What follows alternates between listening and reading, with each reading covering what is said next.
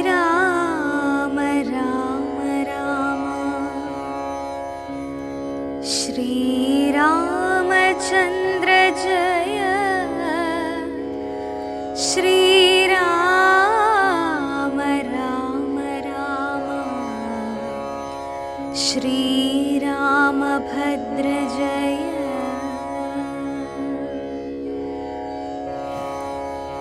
ഗർഭവും പരിപൂർണമായി ചമഞ്ഞതു കാലം അർഭകന്മാരും നാൽവർ പിറന്നാരുടനുടൻ ഉച്ചത്തിൽ പഞ്ചഗ്രഹം നിൽക്കുന്ന കാലത്തിങ്കൽ അച്യുതൻ അയോധ്യയിൽ കൗസല്യാത്മജനായ നക്ഷത്രം പുനർവസു നവമിയല്ലോ തിഥി നക്ഷത്രാധിപനോട് കൂടവേ ബൃഹസ്പതി കർക്കടകത്തിൽ അത്യുച്ഛസ്ഥിതനായിട്ടല്ലോ അർക്കനും അത്യുച്ഛസ്ഥനുദയം കർക്കടകം അർക്കജൻ തുലാത്തിലും ഭാർഗവൻ മീനത്തിലും വക്രനും ഉച്ചസ്ഥനായി മകരം രാശി തന്നിൽ നിൽക്കുമ്പോൾ അവതരിച്ചിടിനാൻ ജഗന്നാഥൻ. ദിക്കുകളൊക്കെ പ്രസാദിച്ചിതു ദേവകളും പെറ്റിതു കൈകേയിയും പുഷ്യനക്ഷത്രം കൊണ്ടേ പിറ്റേന്നാൾ സുമിത്രയും പെറ്റിതു പുത്രദ്വയം. ഭഗവാൻ പരമാത്മാ മുകുന്ദൻ നാരായണൻ ജഗദീശ്വരൻ ജന്മരഹിതൻ പത്മേക്ഷണൻ ഭുവനേശ്വരൻ വിഷ്ണു തന്നെ ചിഹ്നത്തോടും അവതാരം ചെയ്തപ്പോൾ കാണായി കൗസല്യയ്ക്കും സഹസ്രകിരണന്മാരൊരുമിച്ചൊരു നേരം സഹസ്രായുധമുദിച്ചുയരുന്നതുപോലെ സഹസ്രപത്രോത്ഭവ നാരദ സനകാദി സഹസ്രനേത്ര മുഖവിഭുതേന്ദ്രന്മാരാലും വന്ധ്യമായിരിപ്പോരു നിർമ്മല മകുടവും സുന്ദര ചിഗുരവും അളക സുഷുമയും കാരുണ്യാമൃത രസസമ്പൂർണ നയനവും ആരുണ്യാംബര പരിശോഭിത ജഗനവും ശംഖചക്രാബ്ജ ഗദാശോഭിത ഭുജങ്ങളും ശംഖസന്നിഭ ഗളരാജിത കൗസ്തുഭവും ഭക്തവാത്സല്യം ഭക്തന്മാർക്കു കണ്ടറിവാനായി വ്യക്തമായിരിപ്പോരു പാവന ശ്രീവത്സവും കുണ്ടല മുക്താഹാര കാഞ്ചി നൂപുരമുഖ മണ്ഡനങ്ങളും ഇന്ദുമണ്ഡലവദനവും പണ്ടു ലോകങ്ങളെല്ലാം അളന്ന പാദാബ്ജവും കണ്ടുണ്ടായൊരു പരമാനന്ദത്തോടും മോക്ഷദനായ ജഗൽ സാക്ഷിയാം പരമാത്മാ സാക്ഷാൽ ശ്രീനാരായണൻ താനിതെന്നറിഞ്ഞപ്പോൾ സുന്ദരഗാത്രിയായ കൗസല്യാദേവി താനും വന്ദിച്ചു തെരുതരെ സ്തുതിച്ചു തുടങ്ങിനാൾ. വന്ദിച്ചു തെരുതരെ സ്തുതിച്ചു തുടങ്ങിനാൾ.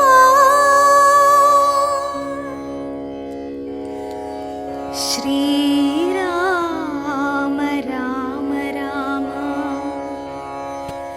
രാവണാന്തക രാമ ശ്രീരാമ മമ ഹൃദി രമതാം രാമ രാമ.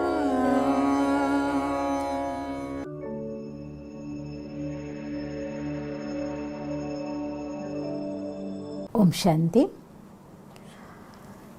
രാമായണത്തിൽ ഏറെ ആനന്ദദായകമായിരിക്കുന്ന ഒരു സീനിലാണ് നമ്മൾ നിൽക്കുന്നത്. രാമലക്ഷ്മണന്മാരുടെയും ഭരതശത്രുഘ്നന്മാരുടെയും ജന്മം കൊണ്ട് അയോധ്യാനഗരി മുഴുവൻ സന്തോഷം കൊണ്ട് ഉത്സവം കൊണ്ടാടുകയാണ്. രാജാവും റാണിമാരും എല്ലാവരും ആനന്ദം നിറഞ്ഞു നിൽക്കുന്നതായിരിക്കുന്നൊരു സന്ദർഭം. ഇത്രയും ശ്രേഷ്ഠമായിരിക്കുന്ന മക്കളെ തനിക്ക് വരദാനമായി കിട്ടിയതുകൊണ്ട് തന്നെ അദ്ദേഹം രാജാവ് തൻ്റെ ഗുരുവരന്മാരുടെ ആശീർവാദത്തോടെ വസിഷ്ഠ മഹർഷി അവർക്ക് നാമധേയങ്ങൾ, അവരുടെ ജന്മനക്ഷത്രം നോക്കി, അവരുടെ കർമ്മം നോക്കി, ആത്മാവിൻ്റെ ക്വാളിറ്റി നോക്കി, ഗുണം നോക്കിയൊക്കെ നാമം കൊടുക്കുകയാണ്.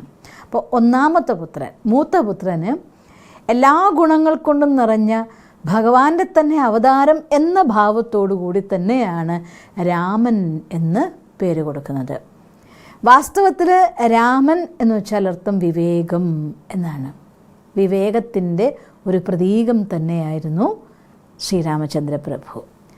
ശ്രീരാമൻ്റെ ഓരോ കാലടികളും നോക്കിയാൽ ഈ ലോകത്ത് മനുഷ്യന്മാർ പറയും, അങ്ങനത്തെ ഒരു സാഹചര്യത്തിൽ പെട്ടുപോയതുകൊണ്ടാണ് ഞാൻ അങ്ങനെ ചെയ്തു പോയത്. എനിക്ക് ഓർമ്മയുണ്ട്, ഒരിക്കലും ഒരു അനുഭവം ഉണ്ടായിട്ടുണ്ടായിരുന്നു. കോഴിക്കോട് നമ്മുടെ ജയിലിൽ ക്ലാസ് എടുക്കാനായിട്ട് പോയൊരനുഭവം. ആ സന്ദർഭത്തിൽ ഒരു ഭായി ഇങ്ങനെ ഇരുന്ന് കരഞ്ഞുകൊണ്ടേ ഇരിക്കുന്നുണ്ടായിരുന്നു.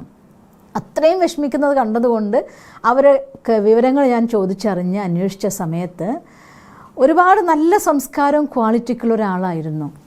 പക്ഷേ കുട്ടിക്കാലത്ത് ഉണ്ടായ ഒരു തെറ്റിദ്ധാരണ കൊണ്ട് പൈസ ഉണ്ടെങ്കിലേ എനിക്ക് എന്തും നേടാൻ പറ്റുന്ന വിചാരം, പരിശ്രമിച്ചിട്ട് എവിടെ എത്താൻ പറ്റുന്നില്ല. അതുകൊണ്ട് പൈസ ഉണ്ടാക്കാൻ വേണ്ടി തിരഞ്ഞെടുത്ത ഒരു മോശമായ മാർഗം, അതിലൂടെ ജീവിതം തകർന്നു പോയൊരു വ്യക്തിയെ ഞാൻ കാണാനിടയുണ്ടായിരുന്നു. അപ്പോൾ ശരിക്കും പറഞ്ഞു കഴിഞ്ഞാൽ ഈ ലോകത്തെ മനുഷ്യന്മാർ പിന്നീട് കർമ്മം ചെയ്ത ശേഷം അയ്യോ ഇങ്ങനെ ചെയ്തതുകൊണ്ടാണ് എൻ്റെ ജീവിതം എങ്ങനെയായി പോയത്, സ്വയം അവനവനെ പഴിച്ചുകൊണ്ട് കർമ്മത്തെ പഴിച്ചുകൊണ്ട് ജീവിക്കുന്ന ഒരുപാട് പേരെ നമുക്ക് ഈ ലോകത്തിൽ കണ്ടെത്താൻ പറ്റും. ജയിലിൻ്റെ അകത്തും ഉണ്ടാവും, പുറത്തും ഉണ്ടാവും. മനസ്സിൻ്റെ ജയിലിൻ്റെ ഉള്ളിൽ കുരുങ്ങി പിടയ്ക്കുന്ന ആൾക്കാർ എത്ര പേരെ കാണണം. ഞാൻ ഈ BK ഷീബ എന്നുള്ളതായിരിക്കുന്ന യൂട്യൂബ് ചാനൽ തുടങ്ങിയപ്പോൾ അത്തരം ഒരുപാട് ആളുകളെ ഞാൻ മീറ്റ് ചെയ്തിട്ടുണ്ട്. പല ആളുകളും നമ്മുടെ ലൈഫിൽ ഇങ്ങനെയൊക്കെ സംഭവിച്ചു പോയൊരു സന്ദർഭം ആരോടും പറയാൻ പറ്റില്ല. ലൈഫ് പാർട്ട്ണറോട് പറയാൻ പറ്റില്ല, വേറെ ആരോടെങ്കിലും പറയാൻ പറ്റില്ല, മാതാപിതാക്കളോട് പറയാൻ പറ്റില്ല. എങ്ങനെ എൻ്റെ കുറ്റബോധം ഞാൻ രക്ഷപ്പെടണം എന്ന് കരുതി വിഷമിക്കുന്ന എത്രയോ ആളുകളെ ഞാൻ മീറ്റ് ചെയ്യാനിടയായി. ഒന്ന് ആലോചിച്ച് നോക്കിയാൽ നിങ്ങൾ, കലിയുഗത്തിലെ മനുഷ്യന്മാരുടെ ഏറ്റവും വലിയ ശാപമാണ് ആ സന്ദർഭത്തിൽ സമയത്തിൽ എന്തെങ്കിലും ഒരു ഇമോഷൻസിന് അല്ലെങ്കിൽ അവരുടെ വികാരങ്ങളുടെ അടിമയായിട്ട് തെറ്റായ കർമ്മങ്ങൾ ചെയ്യും. ആ കർമ്മങ്ങൾ കൊണ്ട് ദുഃഖിച്ചുകൊണ്ടിരിക്കുക എന്നുള്ളത് ഈ കലിയുഗത്തിൽ നമ്മൾ സാധാരണമായി കാണുന്ന കാര്യമാണ്. ഇന്നത്തെ മനുഷ്യന്മാർ സാധാരണ പറയാൻ തുടങ്ങി, ആരുടെ ജീവിതത്തിലാണ് ഉണ്ടാവാത്ത ഒരു ബ്ലാക്ക് ഹിസ്റ്ററി എന്നൊക്കെ ഒരു സാധാരണ ഭാഷ പോലെ പറയാൻ തുടങ്ങി. എന്തുകൊണ്ടാണ് അങ്ങനെ സംഭവിക്കുന്നത്? വിവേകം മനുഷ്യൻ്റെ ഉള്ളിൽ പ്രവർത്തിക്കാത്തത് കൊണ്ട്. വിവേകം എന്ന് വെച്ചാൽ എന്താർത്ഥം? ഏത് കർമ്മം ഏത് സ്ഥലത്ത് എങ്ങനെ പ്രവർത്തിക്കണോ അങ്ങനെ പ്രവർത്തിക്കാനുള്ളതായിരിക്കുന്ന ശക്തിയുടെ പേരാണ് വിവേകം എന്ന് പറയുന്നത്. അരുതാത്ത കാര്യമാണെങ്കിൽ, എന്ത് സന്ദർഭം കൊണ്ടാണെങ്കിലും അത് ചെയ്യാതിരിക്കുന്നുവെങ്കിൽ അതിൻ്റെ പേരാണ് വിവേകം. രാമായണത്തിലെ ശ്രീരാമചന്ദ്ര പ്രഭുവിൻ്റെ നേരെ നിങ്ങളൊന്ന് കണ്ണോടിച്ചു നോക്കിയേ. ജീവിതത്തിൽ ഇമോഷണൽ ആവാനുള്ളതായിരിക്കുന്ന എന്തെല്ലാം സന്ദർഭങ്ങളുണ്ടായി. ഇത്രയും സന്ദർഭമുണ്ടായ വേറൊരു മനുഷ്യനെ നമുക്ക് കണ്ടെത്താൻ പറ്റില്ല.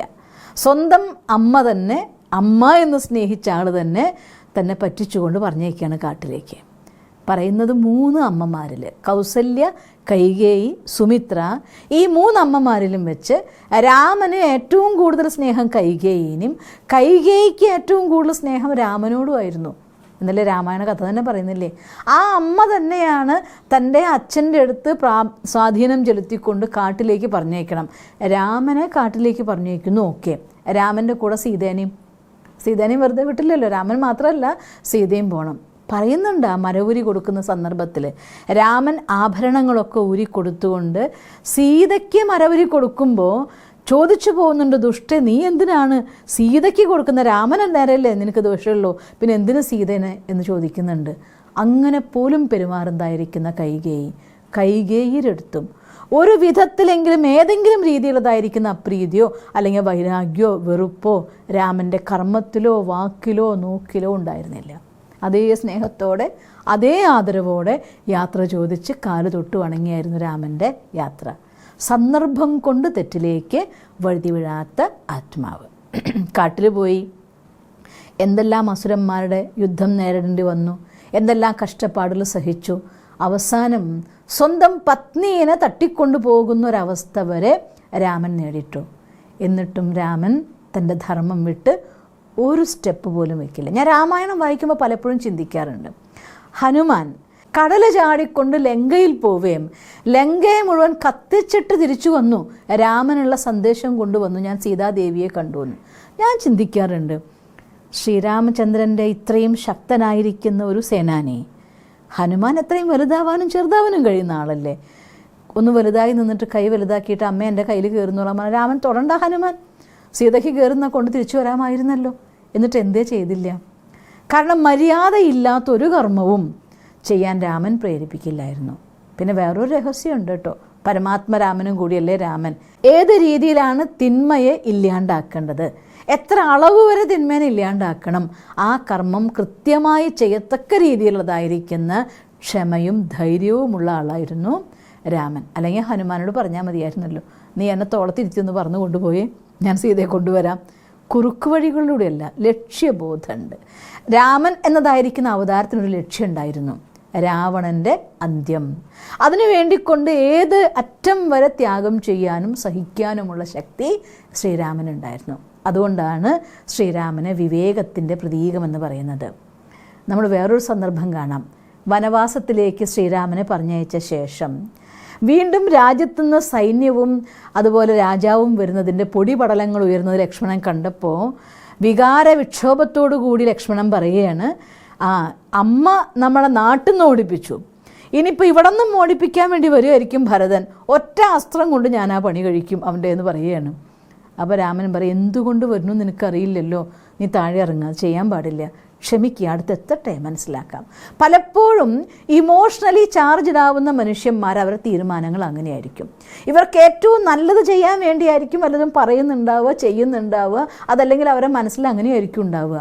പക്ഷേ ഈ ഒരു ഭാവത്തെ മനസ്സിലാക്കാതെ ഇമോഷണലി നെഗറ്റീവ്ലി ചാർജ്ഡ് ആയിക്കൊണ്ട് ഇവരുടെ കർമ്മം കൊണ്ട് അവർക്ക് വിഷമം ഉണ്ടാക്കുന്ന അല്ലെങ്കിൽ അവരുടെ ആ റിലേഷൻ കട്ട് ചെയ്യുന്ന, കൊല്ലുന്ന രീതിയിലുള്ള കർമ്മങ്ങൾ മനുഷ്യന് സംഭവിക്കും. സംസ്കാരത്തിൻ്റെ അതല്ലെങ്കിൽ സമയത്തിൻ്റെ സാഹചര്യത്തിൻ്റെ പ്രഭാവത്തിൽ വന്ന ഇതൊന്നും വരാത്തവൻ്റെ പേരാണ് ജ്ഞാനസാഗരൻ. ഇതൊന്നും വരാത്ത മനസ്സിൻ്റെ അവസ്ഥയാണ് സമചിത്തത. അതുകൊണ്ടാണ് ഭഗവാന്റെ അവതാരമാണ് രാമൻ എന്നല്ലേ പറയുന്നത്. പരമാത്മരാമൻ ഈ ഭൂമിയിൽ വരുന്ന സമയത്ത് ഞാൻ പലപ്പോഴും എനിക്ക് വേറൊരു വിചിത്രമായിരിക്കുന്ന ചിന്തന മനസ്സിൽ വരാറുണ്ട്. ഈശ്വരൻ സ്വയം ജ്ഞാനസാഗരൻ. ഈശ്വരൻ തൻ്റെ മക്കൾക്ക് പറഞ്ഞു കൊടുക്കാത്ത ജ്ഞാനത്തിൻ്റെ ഒരു മേഖലയുമില്ല. എന്ത് ചെയ്യണം, എന്ത് ചെയ്യരുത്, ഓരോ നിമിഷവും എങ്ങനെ സ്പെൻഡ് ചെയ്യണം, പ്രഭാതം എങ്ങനെ സ്പെൻഡ് ചെയ്യണം, പ്രദോഷം എങ്ങനെ വേണം, നിങ്ങൾ ആഹാരം കഴിക്കുമ്പോൾ എങ്ങനെ വേണം, നടക്കേണ്ടത് എങ്ങനെ വേണം, ഇരിക്കേണ്ടത് എങ്ങനെ വേണം, നോക്കേണ്ടത് എങ്ങനെ വേണം, ഓരോരോ സെക്കൻഡ് ബൈ സെക്കൻഡ് ഭഗവാന്റെ ഡയറക്ഷൻ ഉണ്ട്. എല്ലാം പറഞ്ഞു കൊടുത്ത ശേഷം നേരെ വിപരീതമായിട്ടൊരു കുട്ടി ചെയ്യുകയാണെങ്കിലും സാക്ഷി ദ്രഷ്ട. ഓക്കെ, നീ എന്ത് ചെയ്യുന്നു അത് നിനക്ക് തഥാസ്തു. അതല്ലാതെ നീ അങ്ങനെ ചെയ്യാൻ പാടില്ല എന്ന് പറഞ്ഞ കർമ്മത്തിൽ ഒരിക്കലും ഭഗവാൻ കൈകടത്താറില്ല. ഈ പ്രപഞ്ചത്തിൽ ഒരു ജീവാത്മാവിൻ്റെയും ഒരു കർമ്മത്തിലും ഭഗവാൻ കൈകടത്തില്ല. സാക്ഷി ദൃഷ്ടയായിട്ട് കാണുകയുള്ളൂ. അത്തരത്തിൽ സാക്ഷിയാവുന്നതിൻ്റെ പേരാണ് ജ്ഞാനത്തിൻ്റെ പ്രതിരൂപം അല്ലെങ്കിൽ ജ്ഞാനത്തിൻ്റെ മൂർത്തി എന്ന്, ജ്ഞാനസാഗരൻ എന്ന്. അതുകൊണ്ടാണ് രാമനെ ജ്ഞാനത്തിൻ്റെ മൂർത്തിയായിട്ട് രാമൻ എന്ന് വെച്ചാൽ വിവേകമാണ് എന്ന് പറയുന്നത്. സിമ്പിൾ ലൈഫിൽ നമ്മൾ നോക്കുകയാണെങ്കിലും ഒരു ഉദാഹരണം ഞാൻ ഓർമ്മിക്കും, നമ്മുടെ സീനിയർ ടീച്ചറുടെ ക്ലാസ്സിൽ കേട്ടത്. ഒരു ട്രെയിൻ എല്ലാ ദിവസവും 4 മണിക്കൂർ ലേറ്റായിട്ടാണ് വരിക. 4 മണിക്കൂറും ചിലപ്പോൾ 2 മണിക്കൂർ ചിലപ്പോൾ എന്നും സമയത്തിന് ആ ട്രെയിൻ വരാറേ ഇല്ല. അപ്പോൾ ദീദി ക്ലാസ്സിൽ ചോദിച്ചൊരു ചോദ്യം അതെൻ്റെ ഹൃദയത്തിൽ ഇന്നും കിടക്കുന്നുണ്ട്, ഞാൻ നിങ്ങളുമായിട്ട് പങ്കുവയ്ക്കാൻ ആഗ്രഹിക്കുകയാണ്. ദീദി ചോദിക്കുക, നിങ്ങൾക്ക് ആ ട്രെയിനിൽ പോകണം, ട്രെയിനിൻ്റെ സമയം വൈകുന്നേരം 4 മണിക്ക്, എല്ലാ ദിവസവും 5 മണിക്ക് മുന്നേ ഒരിക്കലും ആ ട്രെയിൻ വരാറേ ഇല്ല. നിങ്ങൾക്ക് ആ ട്രെയിനിൽ പോകണമെന്നുണ്ടെങ്കിൽ നിങ്ങൾ എത്ര മണിക്ക് റെയിൽവേ സ്റ്റേഷനിൽ എത്തുമെന്ന്? എത്ര മണിക്ക് റെയിൽവേ സ്റ്റേഷനിൽ എത്തും? എത്ര മണിക്ക് എത്തും? 5 മണിക്ക് മുന്നേ ആ ട്രെയിൻ വന്ന ചരിത്രമില്ല. നിങ്ങൾ എത്ര മണിക്ക് റെയിൽവേ സ്റ്റേഷനിൽ എത്തും? 4 മണിക്ക് എത്തുന്നുള്ള ആൻസറാണ് വിവേകം. കാരണം ട്രെയിനിൻ്റെ ടൈം എന്താണ്? 4 മണിയാണ്. ഒരു പക്ഷേ ഞാൻ 5 മണിക്ക് എത്തുന്ന ദിവസമായിരിക്കും ആ ട്രെയിൻ 4 മണിക്ക് പോയതെങ്കിലോ വിവേകമല്ല അറിവ് മാത്രമാണെങ്കിൽ എന്ത് വിചാരിക്കും? 5 മണിക്ക് മുന്നേ വന്ന ആ ട്രെയിൻ വന്ന ചരിത്രമേ ഉണ്ടായിട്ടില്ല, 5 മണിയാകുമ്പോഴേക്ക് എത്തിയാൽ മതിയെന്ന് വിചാരിക്കും. അത് വെറും നോളജാണ്. ജ്ഞാനത്തെ തൻ്റെ പ്രായോഗിക ജീവിതത്തിലേക്ക് കൊണ്ടുവരുന്നതിൻ്റെ പേര് വിവേകം. അറിവ് മാത്രമായി നിൽക്കുന്നതിൻ്റെ പേര് അറിവ്, നോളജ് എന്ന്. അതുകൊണ്ട് വിസ്ഡം അഥവാ വിവേകം അതായിരുന്നു ശ്രീരാമചന്ദ്ര പ്രഭു. അതുകൊണ്ട് ആദ്യം മുതൽ അവസാനം വരെ രാമായണത്തിൻ്റെ ഒരു ദൃശ്യത്തിലെങ്കിലും ഇമോഷണലി ചാർജ് ആയതായിട്ട്, അല്ലെങ്കിൽ ക്രോധം കൊണ്ട് ജ്വലിച്ചതായിട്ട്, സങ്കടം കൊണ്ട് സ്വയം മറന്നതായിട്ട്, എന്നിട്ട് എന്തോ ഒന്ന് ചെയ്തതായിട്ട് ഒരിക്കലും നമുക്ക് രാമൻ്റെ ചരിത്രത്തിൽ കാണാൻ സാധ്യമല്ല. അതായത് പരമാത്മരാമൻ വിവേകത്തോടുകൂടി എങ്ങനെ പ്രവർത്തിക്കണം എന്ന് ജീവാത്മാവിന് പഠിപ്പിക്കാൻ വേണ്ടിക്കൊണ്ടുള്ള ഉത്തമ മാതൃകയായിട്ടാണ് രാമനെ കാണിക്കുന്നത്. അങ്ങനെ വിവേകത്തോടുകൂടി ഒരു പുത്രൻ ജനിക്കണമെങ്കിൽ, ആ പുത്രൻ വളരണമെങ്കിൽ, നമ്മൾ കഴിഞ്ഞ എപ്പിസോഡിൽ കണ്ട പോലെ മാതാപിതാക്കളെ യജ്ഞം രചിച്ചേ പറ്റൂ. അതുകൊണ്ട് ഇത്തരത്തിലതായിട്ട് രചിക്കുന്ന യജ്ഞത്തിൻ്റെ ആദ്യ പുത്രൻ വിവേകം. എവിടെ വിവേകമുണ്ടോ അവരുടെ കൂടെ ആരും ഉണ്ടായിരിക്കും? ത്യാഗം ഉണ്ടായിരിക്കും. വിവേകമില്ലായ്മയാണ് മനുഷ്യന് ത്യാഗമില്ലാണ്ടാക്കുന്നത്. കാരണം ത്യാഗം ആദ്യത്തിൽ പല ആളുകൾ എങ്ങനെയാണെന്നറിയോ, ഇപ്പോൾ സന്തോഷം കിട്ടുന്ന കാര്യമാണോ അത് ചെയ്യുക. നാളത്തെ സന്തോഷത്തിന് വേണ്ടി കാത്തിരിക്കാൻ ഇന്ന് കഷ്ടപ്പെടാൻ മനുഷ്യന്മാർ തയ്യാറാകില്ല. ത്യാഗഭാവം മനുഷ്യന്മാർക്കൊന്ന് കുറവാണ്. ഉദാഹരണം പറഞ്ഞാൽ, അറിവുണ്ടായിട്ടും തെറ്റ് ചെയ്യുന്ന എത്ര മനുഷ്യന്മാർ ഈ ലോകത്ത് കാണണമെന്നറിയോ? നമ്മുടെ കേരളം ഉത്തമ ഉദാഹരണമായിട്ട് ഞാൻ എപ്പോഴും പറയാറുണ്ട്. നമ്മുടെ കേരളത്തിൽ എഴുത്തും വായനയും അറിയാത്ത ആൾക്കാരുണ്ട് എന്ന് എനിക്ക് തോന്നുന്നില്ല. വല്ല ഉണ്ടാവുന്ന 1-2 ആൾക്കാർ എവിടെയെങ്കിലുമൊക്കെ ഉണ്ടാവും കേട്ടോ, അല്ലാണ്ട് ഉണ്ടാവും എനിക്ക് തോന്നുന്നില്ല. അപ്പോൾ ഓരോ സിഗരറ്റ് പാക്കറ്റിൻ്റെ മേലെ എന്ത് എഴുതി വെച്ചിട്ടുണ്ട്? സിഗരറ്റ് വലി ആരോഗ്യത്തിന് ഹാനികരം. എഴുത്തും വായന അറിയാത്തവരാണോ അത് വലിക്കുന്നത്? അറിയുന്നുണ്ട്. അറിഞ്ഞിട്ടും അവർക്ക് എന്തുകൊണ്ട് അതിനെ നിയന്ത്രിക്കാൻ സാധിക്കുന്നില്ല? അവരുടെ ജ്ഞാനം വിവേകമല്ല, അറിവ് ശക്തിയല്ല. അതുകൊണ്ട് തന്നെ അവർക്കതിനെ ത്യജിക്കാൻ സാധിക്കുന്നില്ല. അപ്പോൾ എവിടെയാണോ അറിവ് വിവേകമാകുന്നത്, ജ്ഞാനം ശക്തിയാകുന്നത്, ആ സമയത്തൊരു മനുഷ്യന് ത്യാഗം ചെയ്യാൻ സമ്മതിക്കും. ത്യാഗം ചെയ്യുന്നതും ഉണ്ട് കേട്ടോ സാധാരണ ജീവിതത്തിലെ മോഡൽ. നിങ്ങളൊന്ന് ആലോചിച്ച് നോക്കിയ അമ്മമാർ കുഞ്ഞുങ്ങൾ വളർത്തുന്ന സമയത്ത്, കുഞ്ഞുമക്കൾക്ക് ചെറിയ കുട്ടിയായിരിക്കുമ്പോൾ അധികം അമ്മമാരെ ഞാൻ കേട്ടിട്ടുണ്ട്, രാത്രിയായാൽ കുട്ടികൾക്ക് ഉറക്കമുണ്ടാവില്ല, കളിയായിരിക്കും ഉണ്ടാവുക. ഇടയ്ക്കിടയ്ക്ക് ഉണർന്ന് പാല് കുടിക്കുക, കളിക്കുക, ഇതായിരിക്കും കുട്ടിയുടെ പണി. പകലായ കുഞ്ഞുങ്ങൾ സ്വസ്ഥമായിട്ട് കിടന്നുറങ്ങും. അമ്മയ്ക്ക് പകലും ഉറങ്ങാൻ പറ്റില്ല, പകൽ വീട്ടിലെ പണിയെടുക്കണം, രാത്രി കുട്ടിയെ നോക്കിയിരിക്കാൻ വേണം. എന്നിട്ട് ഏതെങ്കിലും ഒരു അമ്മ ഇതിനെക്കൊണ്ട് എനിക്ക് സഹി കെട്ടു എന്ന് പറയുന്നത് കേട്ടിട്ടുണ്ടോ? ഞാൻ കേട്ടിട്ടില്ല കേട്ടോ. നിങ്ങൾ കേട്ടിട്ടുണ്ടോ ഇങ്ങനെ? ഒരു കുഞ്ഞിനെ വളർത്തുമ്പോൾ അമ്മയ്ക്ക് ഭയങ്കര സന്തോഷമാണ്, അവൻ കളിക്കുന്നത് കാണാൻ സന്തോഷം, രാത്രി ഉറക്കൊഴിച്ചിരിക്കുക, പക്ഷേ കുട്ടി കളിക്കുന്നത് കാണുന്ന അമ്മയ്ക്ക് സന്തോഷമാണ്. അറിവുണ്ട്, ഇതെൻ്റെ കുഞ്ഞാണ്, ഇവന് ഞാനാണ് വളർത്തേണ്ടത്, ഇവന് മോഡൽ ഞാനാണ്, ഇവന് ആധാരം ഞാനാണ്. നോക്കൂ, അറിവ് വിവേകമാകുമ്പോൾ ത്യാഗം അതിൻ്റെ കൂടെ വരുന്നൊരു ഗിഫ്റ്റാണ്. അതാണ് രാമലക്ഷ്മണന്മാരുടെ ജോഡി. പായസവശാൽ എന്ന് രാമായണത്തിൽ പറയുന്നു. അതിനുപോലെ തന്നെ എവിടെ നിങ്ങൾക്ക് അറിവുണ്ടോ, അറിവ് വിവേകമായിട്ട് പ്രവർത്തിക്കുന്നുണ്ടോ, അവിടെ അവരുടെ ആദ്യത്തെ സ്റ്റെപ്പായിരിക്കും ത്യാഗഭാവന. ഞാൻ മുന്നിൽ എന്ന് പറഞ്ഞ് അവർ ബാധിക്കില്ല, മറ്റുള്ളവരെ മുന്നോട്ട് വെക്കാൻ വേണ്ടി അവർ പരിശ്രമിക്കും. ഒരു കഷ്ടം ചെയ്യേണ്ട സമയമാണോ, റിസ്ക് എടുക്കേണ്ട സമയമാണോ, അവിടെ അവർ പറയും ഞാൻ ആദ്യം എന്ന് പറയും. ഒരു സുഖം അനുഭവിക്കേണ്ട സമയമാണോ, അവിടെ നിങ്ങൾ ആദ്യം എന്ന് പറയും. അത്തരം ഒരു ഘട്ടം ഉണ്ടെങ്കിൽ, അങ്ങനെ ഒരു ആളുകളുണ്ടെങ്കിൽ, ആ ആളുകൾ താമസിക്കുന്ന സ്ഥലത്ത് സ്നേഹം, ആദരവ്, ഇതെല്ലാം കരുതൽ, ഇതൊക്കെ അവിടുത്തെ മുതൽക്കൂട്ടായിട്ട് കൂടെ വരുന്നതാണ്. അതാണ് രാമലക്ഷ്മണന്മാരുടെ ജോഡി.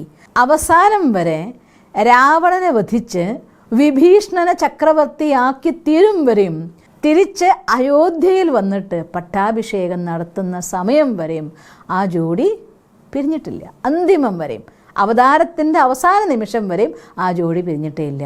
ഉത്തമ ഉദാഹരണം കാണിക്കുകയാണ്. അറിവ് ശക്തിയാക്കൂ, പ്രാക്ടിക്കൽ ലൈഫിലേക്ക് കൊണ്ടുവരൂ, എങ്കിൽ സന്തോഷം, സ്നേഹം, ത്യാഗം ഇതൊക്കെ സദാ നമ്മുടെ കൂടെ കാവലായിട്ടുണ്ടായിരിക്കുമെന്ന്. അതുകൊണ്ട് ലക്ഷ്മണൻ ത്യാഗാണ്, രാമൻ വിവേകാണ്. മൂന്നാമത്തെ മകനാണ് ഭരതൻ. ലക്ഷ്മണനെ ലക്ഷണങ്ങളൊത്തവൻ എന്നുള്ള അർത്ഥത്തിലാണ് ലക്ഷ്മണൻ എന്ന് പേര് കൊടുക്കുന്നത്. മൂന്നാമത്തെ പുത്രൻ ഭരതൻ. ഭരണ നൈപുണ്യമുള്ളവൻ എന്നുള്ള അർത്ഥത്തിലാണ് ഭരതന് ആ പേരിട്ട് കൊടുത്തിരിക്കുന്നത്. അതും അർത്ഥവത്തായിട്ടുള്ള പേര് തന്നെയാണ്. ഭരണ നൈപുണ്യം ഒരു മനുഷ്യൻ്റെ ഉള്ളിൽ എങ്ങനെയാണ് വരിക, അതും ഭരതനെ നോക്കി നമുക്ക് പഠിക്കാം. ഭരതന് തൻ്റെ തലയിൽ കിരീടം അമ്മ വെച്ചു കൊടുത്തതാണ്. ജന്മനാൽ വന്നതല്ല, രാജാവാകേണ്ടിയിരുന്നത് രാമനായിരുന്നു. കൈകേയി തൻ്റെ വരപ്രസാദം ചോദിച്ചു വാങ്ങിക്കൊണ്ട് മകനെ രാജാവാക്കി. പക്ഷേ അർഹതയില്ലാത്ത സാധനം വെച്ച് കിട്ടിയാൽ പോലും സ്വീകരിക്കരുത് എന്നതാണ് ഭരണ നൈപുണ്യത്തിൻ്റെ ഒന്നാമത്തെ സ്റ്റെപ്പ്. അതാണ് ഭരതനും ചെയ്തത്. ഭരതൻ ഒരിക്കലും അമ്മ വെച്ച് തന്ന കിരീടത്തെ വെച്ചുകൊണ്ട് രാജാവായിട്ട് സന്തോഷിച്ചില്ല. ഉടനെ രാമനെ തേടി കാട്ടിലേക്ക് പോവുകയാണ് ചെയ്യുന്നത്. രാമൻ്റെ അടുത്ത് ചെന്നപ്പോൾ രാമനാണെങ്കിൽ അച്ഛൻ്റെ ആജ്ഞ പരിപാലിക്കാതെ ഞാൻ തിരിച്ചു വരില്ല എന്ന ദൃഢപ്രതിജ്ഞയിലായിരുന്നു. അപ്പോഴെന്ത് ചെയ്തു? കഥ നിങ്ങൾക്കറിയാലോ. എന്താ ചെയ്തത്? രാമപാദുകങ്ങളെ തൻ്റെ തലയിൽ വെച്ചുകൊണ്ട് രാമനെ ഞാൻ കൊണ്ടുവരികയാണ് എന്ന സങ്കല്പത്തിൽ കൊണ്ടുവന്ന് രാമപാദുകങ്ങളെ സിംഹാസനത്തിൽ വെച്ചുകൊണ്ട് പൂജിച്ച് നന്ദിഗ്രാമത്തിൽ രാമലക്ഷ്മണന്മാരെങ്ങനെ സന്യാസിമാരെ പോലെ ജീവിക്കുന്നോ അതേപോലെ തന്നെ സന്യാസിമാരെ പോലെ ജീവിച്ചുകൊണ്ടാണ് ഭരതശത്രുഘ്നന്മാരും ജീവിച്ചത്. പക്ഷെ ഭരിച്ചു. രാമൻ്റെ പാദുകങ്ങളെ സിംഹാസനത്തിൽ വെച്ച് പൂജിച്ചു. എത്ര വിസ്തൃതിയിൽ, എത്ര ശക്തിയിൽ, എത്ര സമൃദ്ധിയിലായിരുന്നു ദശരഥ മഹാരാജാവ് രാജ്യത്തിന് ഭരതൻ്റെ കയ്യിൽ ഏൽപ്പിച്ചത്. അതിൻ്റെ 10 ഇരട്ടി വിസ്തൃതിയിൽ അത്രയും നന്നായിട്ട് ഭരിച്ചുകൊണ്ട് ജീവിതത്തിൽ കാണിച്ചു കൊടുത്തു. അപ്പോൾ ഒന്നാമത്തെ കാര്യം മനസ്സിലാക്കേണ്ടത്, ഒരാൾക്ക് അർഹതയില്ലാത്തൊരു സാധനമാണ് നമുക്ക് തരുന്നതെങ്കിൽ അത് സ്വീകരിക്കാതിരിക്കുന്നത് ഭരണ നൈപുണ്യത്തിൻ്റെ ഒന്നാമത്തെ കല. രണ്ടാമത്തെ, നന്ദിഗ്രാമത്തിൽ വസിക്കണം. ഞാൻ ഈ അടുത്ത കാലഘട്ടമായിട്ട് ഈ ഗ്രാറ്റിറ്റ്യൂഡ് എന്തായാലും ബുക്ക് വായിക്കാനിടയായി.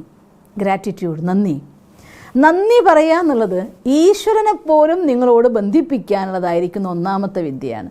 സിംപ്ലി ഒരു ചെറിയ ഹെൽപ്പ് നമുക്ക് തരുന്നു. ഉദാഹരണം പറഞ്ഞാൽ, നമ്മൾ പെട്രോൾ ബങ്കിൽ കയറി പെട്രോൾ അടിച്ച് തരുന്നു, അവർക്ക് നമ്മൾ പൈസ കൊടുക്കുന്നു, അവർ നമുക്ക് ബില്ല് തരുന്നു, നമുക്ക് പോരുന്നു. അവരെ സംബന്ധിച്ചോളം ബിസിനസ്, നമ്മളവരെ ഒരു കസ്റ്റമർ, അത്രയല്ലേ ഉള്ളൂ. പക്ഷെ ഞാൻ പലപ്പോഴും വാച്ച് ചെയ്യാറുണ്ട്, അവർ പെട്രോൾ അടിച്ച് കഴിഞ്ഞ് ബില്ല് നമ്മുടെ കയ്യിൽ തരുമ്പോൾ സ്നേഹത്തോടു കൂടി അവരോട് ചിരിച്ചിട്ട് താങ്ക് യു എന്നൊന്ന് പറയുമ്പോൾ അവരുടെ മുഖത്ത് എന്തൊരു സന്തോഷമാണ് വരിക എന്നറിയോ. പലപ്പോഴും നിങ്ങൾക്ക് ആ പെട്രോൾ ബങ്കിലേക്ക് ചെല്ലുന്ന സമയം വരുമ്പോൾ നിങ്ങളെ കാണുമ്പോൾ അവരുടെ മുഖത്തൊരു സന്തോഷം വരും. അതുകൊണ്ട് ഇപ്പോൾ നമുക്ക് എന്താ കിട്ടുക എന്നായിരിക്കും. ഇതിൻ്റെ പേരാണ് ആശീർവാദം എന്ന് പറയുന്നത്. നിങ്ങൾക്ക് കിട്ടുന്ന വലിയ ഗിഫ്റ്റാണ് പോസിറ്റീവ് തിങ്കിങ്, ആശീർവാദം. നല്ല ആളുകൾ. നിങ്ങൾക്കാരും തലയിൽ കൈവച്ചിട്ട് നിങ്ങൾ നന്നാവട്ടെ എന്ന് പറഞ്ഞതുകൊണ്ട് നന്നാവുമെന്ന് വിചാരിക്കരുത്. ഞാനൊരു സ്വാമിയുടെ പ്രഭാഷണം കേട്ടത് ഓർക്കും. സ്വാമിമാരിങ്ങനെ എല്ലാവരും തലയിൽ കൈവച്ച് ബ്ലസ് ചെയ്യാറുണ്ടല്ലോ. അപ്പോൾ ഒരു സ്വാമിയുടെ അടുത്ത് ചോദിച്ചു, ടൗൺ ഹാൾ പ്രഭാഷണം കഴിഞ്ഞ സമയത്ത്, സ്വാമിജി എല്ലാവരെയും തലയിൽ കൈവച്ച് ഇങ്ങനെ ബ്ലസ് ചെയ്യുന്നുണ്ടല്ലോ, അപ്പോൾ തലയിൽ കൈവച്ചിട്ട് നിങ്ങൾ നന്നാവട്ടെ എന്ന് പറഞ്ഞാൽ നന്നാവുമോ എന്ന്.